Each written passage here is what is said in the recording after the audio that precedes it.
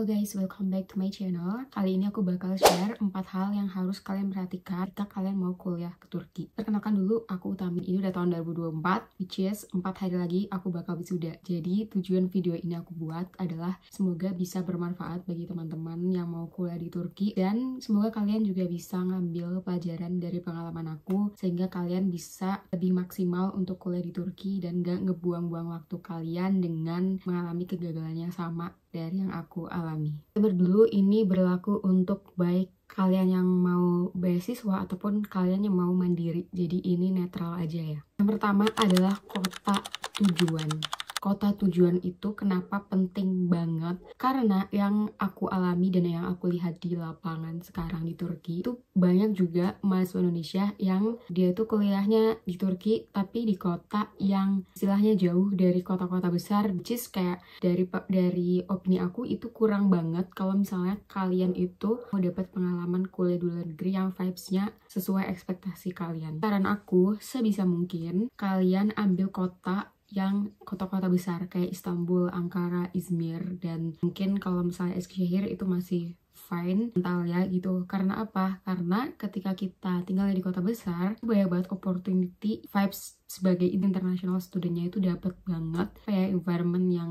lebih internasional, terus juga kayak kemana-mana itu bakal gampang. Maksudnya kayak apa yang kalian butuhin itu bakal ada gitu di kota besar. Yang lumayan penting juga di kota besar itu kalian deket sama kayak KBRI atau konsulat, jadi kayak kalian bisa ikut event-event mereka gitu. Ini sebenarnya disclaimer sesuai sama interest kalian masing-masing ya, tapi kalau aku sendiri aku lebih suka hustle kota dengan hustle yang rame, kota yang sibuk, yang dorong aku tuh buat tetap keep it up, tetap produktif, karena aku suka tinggal di kota gede gitu. Pokoknya vibes-nya tuh aku lebih suka kalau kuliah atau tinggalnya di big city gitu. Karena aku juga pernah ada di Bukares, Romania.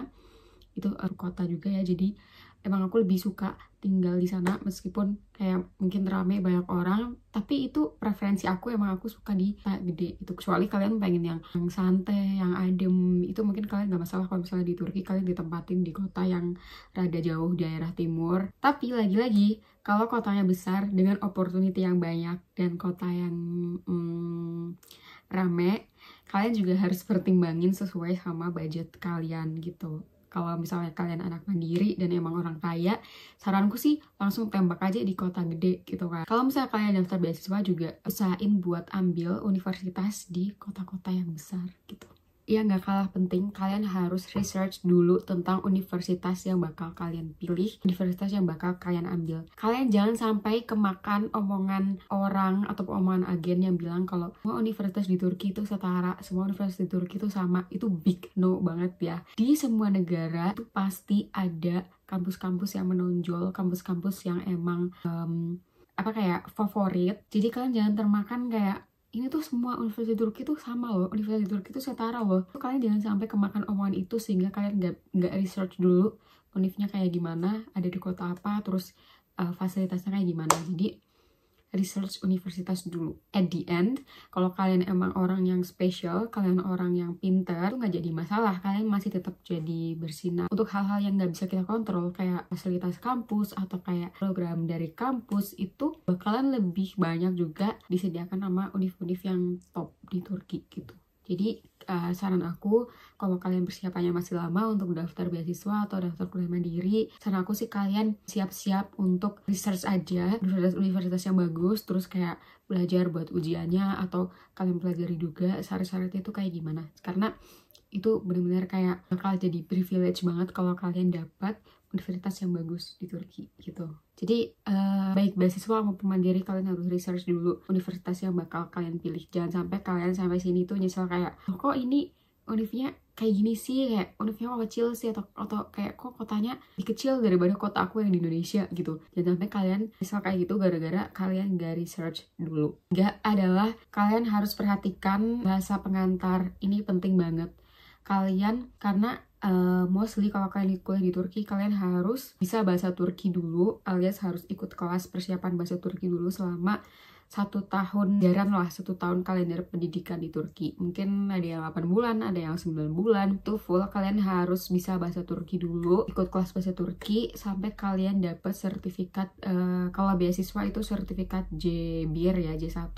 Kalau mandiri kalian depends, kalian biasanya udah bisa masuk kampus itu kalau udah dapat B1 ataupun B2, depends sama jurusan dan kampus kalian masing-masing. Ini satu hal yang harus kalian concern juga, bahasa Turki itu nggak mudah sama sekali. Bahasa Turki susah, jadi kalian harus concern tentang ini dan kalian harus pahami diri kalian sendiri dulu, kalian bakal mampu nggak untuk lewatin ini, dan kalian juga harus mengalokasikan banyak waktu selama kelas persiapan bahasa itu untuk belajar bahasa Turki. Kalian juga harus memaksa diri kalian untuk bisa, untuk praktik, untuk ngurangin rasa malas, karena belajar bahasa itu susah guys. Kalian juga harus keluar dari comfort zone kalian. Kalian harus berinteraksi sama orang Turki juga untuk memperbaiki bahasa kalian. Jadi kalian jangan selalu kayak cuma main sama orang Indo, kumpul-kumpul sama orang Indo yang emang nyamannya sama orang Indo aja gitu. Jangan kayak gitu, karena kenyataannya itu banyak juga yang mereka gak bisa lulus bahasa Turki dan harus balik ke Indonesia karena gak memenuhi syarat untuk masuk ke universitas gitu. Dan ini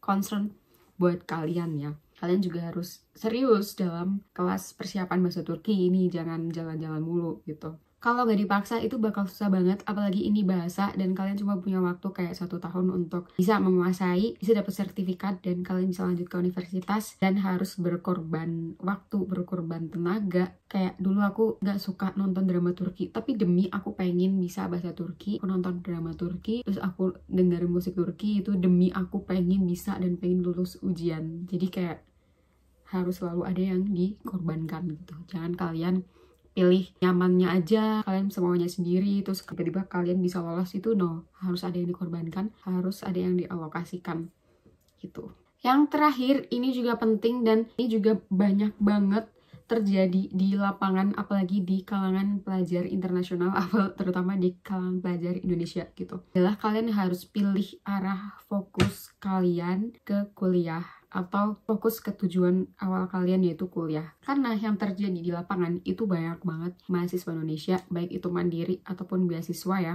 itu yang memang tadinya fokus kuliah tapi mungkin karena ada masalah di kelasnya atau masalah dengan diri dia sendiri atau apa, aku nggak tahu, jadi mereka cuti gitu, atau karena mungkin tadinya mereka kerja part time tapi mereka dirasa oh mending aku kerja aja nih. Karena kalau misalnya emang kuliah apalagi di Turki, apalagi kita harus pakai bahasa Turki yang susahnya minta ampun, terus kalian udah mencicipi dunia kerja di mana kalian dapat upah atas hasil dari payah kalian, itu biasanya kalian bakal susah fokus gitu. Ini kayak mostly ya, mungkin ada beberapa orang yang masih tetap bisa bagi waktu, tapi mostly itu kalian bakal hilang fokus dan ujung-ujungnya kalian bakal mengorbankan salah satu, dan yang banyak itu biasanya mengorbankan kuliahnya gitu. Jadi kalian harus tentuin arah fokus kalian kemana gitu, jangan jadi orang bingung yang akhirnya harus ngorbanin something yang emang dari lama kamu impi-impikan gitu. Mungkin itu aja dari aku 4 hal yang harus kalian perhatikan sebelum kalian memutuskan untuk kuliah di Turki. Singkat, semoga bermanfaat. Habis ini juga aku bakal share video lain yang sesuai sama pengalaman aku, yang semoga bisa manfaat buat kalian sehingga kalian gak ngulangin kesalahan yang aku buat. Jadi lebih maksimal untuk kalian. Thank you yang udah nonton. Bye.